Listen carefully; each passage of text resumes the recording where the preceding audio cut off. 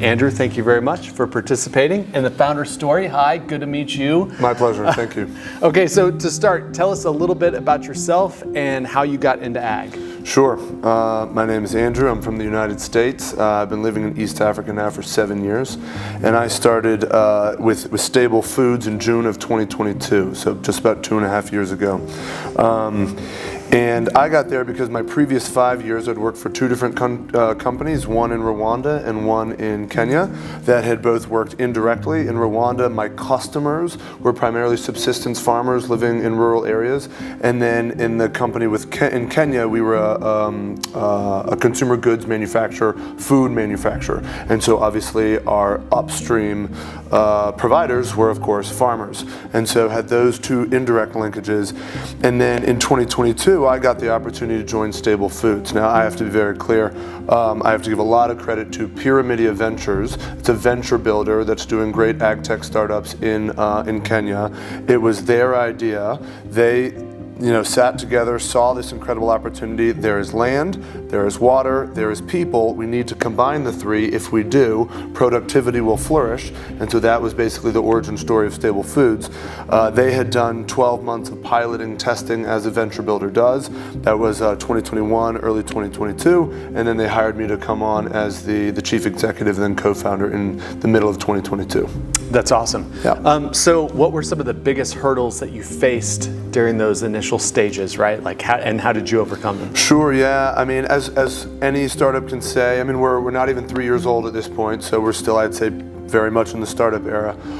Just pivoting, figuring out what works for our customers, what works for the business, also what works for the investors, right? They're an important stakeholder as well.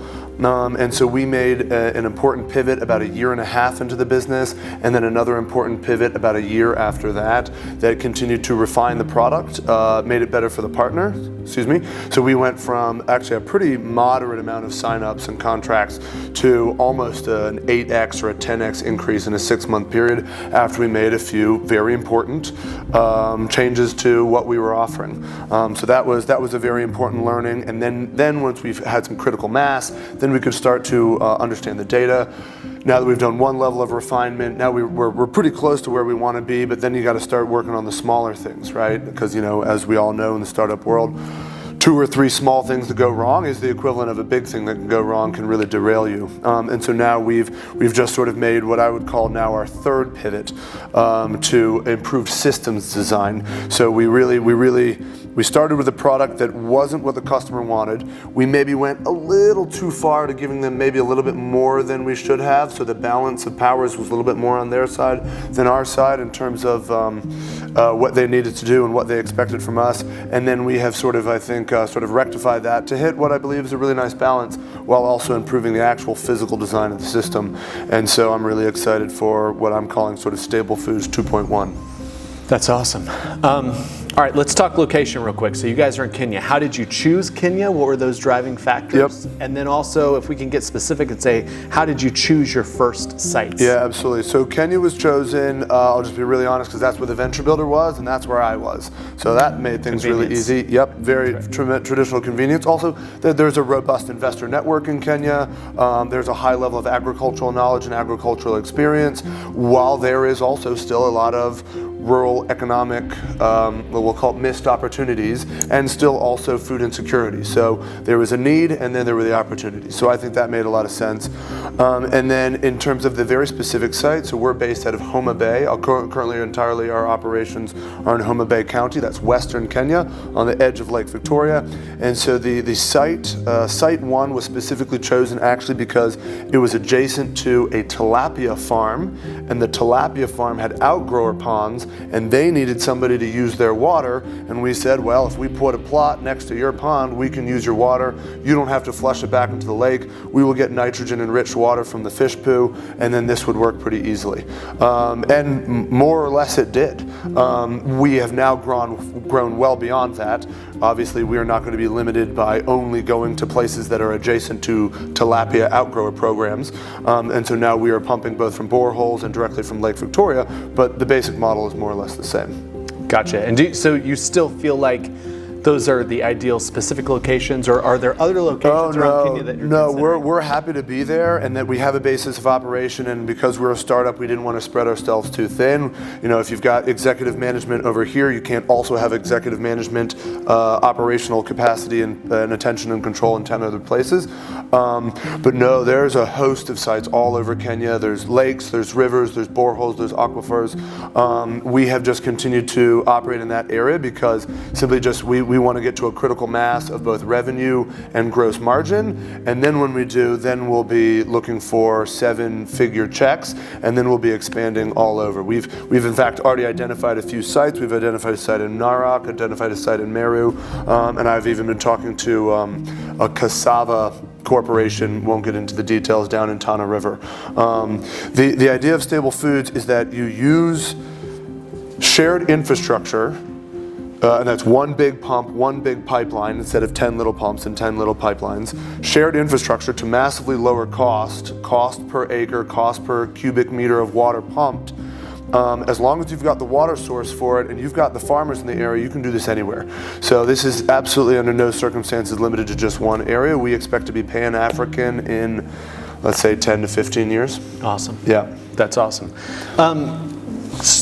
Final location question. Do you feel like the specific locations you chose influenced your business in unexpected ways, right? Like, did that shape your customer base, your offerings that you decided to bring on, and the way that you operate? Yeah, no, that's a definite yes, and there's some pros and some cons to it. So the interesting thing is Lake Victoria historically is a fishing community, not very much an agricultural or a horticultural community. And so we've had to work against some of those biases, some of those assumptions.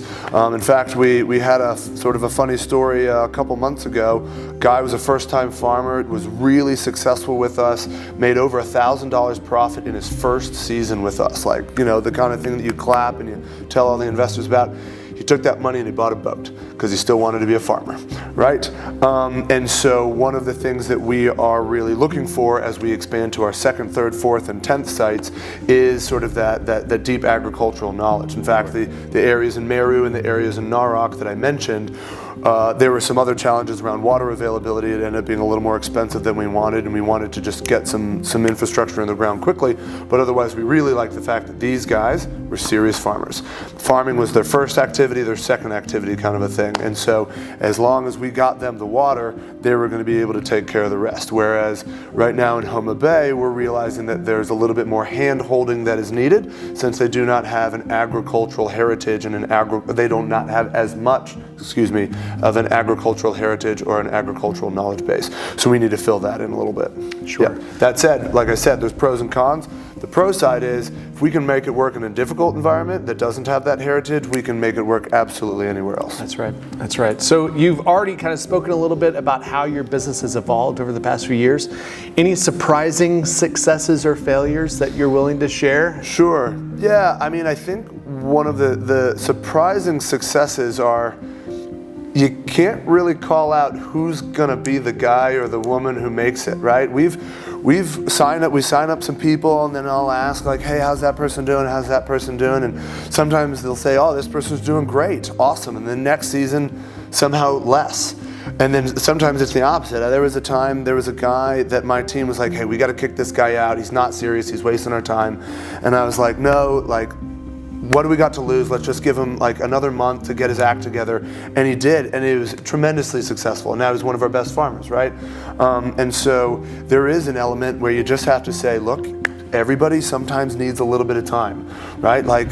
Even the best students might not have had the best first semester, kind of whatever it is, right? There's billionaires who didn't graduate college, X, Y, and Z. So knowing when to have that patience and knowing when to cut has been as much art or maybe more art than science.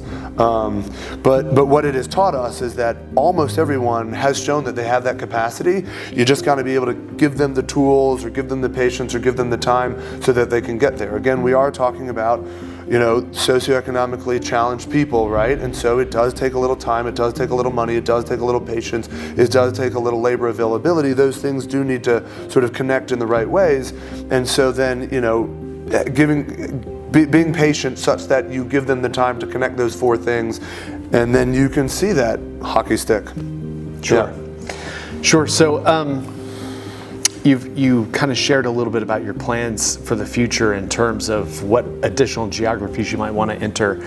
So talking about the evolution of the company, what's the next big improvement that you're going to devote your time to working on it internally? Yeah, the next big improvement is what we're working on literally right now. You guys have all seen me on my phone trying to manage the business as much as possible from the workshop. We are currently in the process of building a new system. It's 4 times larger than any other system we've ever put together, so 18.5 kilowatts. We think we should be able to get between 40 and 50 acres out of that, which is great.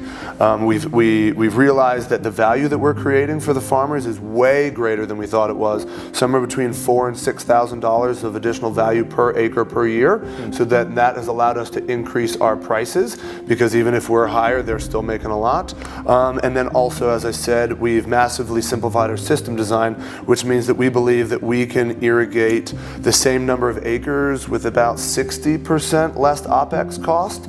And so that is really what we're focused on right now. If we can increase that price by around 3x and we can reduce our OPEX by around 60%, then we are going to be hitting gross margins of around 40% within 90 to 120 days. And that's just for the irrigation service. As you know, we also do market access and other things as well. Put those aside for a moment. What I want to do right now, my goal for the next 6 months, is to go to investors and say, investors, look, apologies for the last 2.5 years. We made our mistakes. Thank you for your patience. But look, 40%, 5 staff. We built it with our own hands. We didn't have a single external contractor except for the guy with the backhoe, right? Now give me $5 million and let me do this, for 1,000 acres all over Kenya in 5 different places, and I'm going to make it 10% cheaper every time I do it, because that's, of course, how you make improvements. That is absolutely what we're trying to do here. I think that is a very compelling story for investors, both impact-focused and less than impact-focused. The impact-focused investors understand that this is an incredible opportunity to increase just money in rural communities and to reduce food insecurity, right? And to make food cheaper. That's easy. And then also, I think the ones that are just in it for the money, they want to protect their downstream production units, right? Like if you've got a ketchup factory, you need tomatoes. And if you don't have access to water, 10, 15, 20 years, you're not going to have any tomatoes. And so I think we have a very compelling story on both sides of that line. Fantastic. Thank you so much, sir. We appreciate it. My pleasure. Thank you, Elliot.